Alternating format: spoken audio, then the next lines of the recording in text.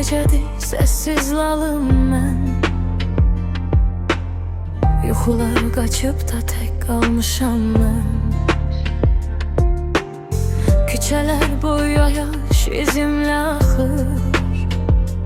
Bir köhnə xatirə mənimlə ağlar. Yağış damcıları pıçıltı kimi, hər biri danışır sanki sənlənmi. Göz yaşım qarışır o yağışlara. Səni çağırıram səssiz dualar.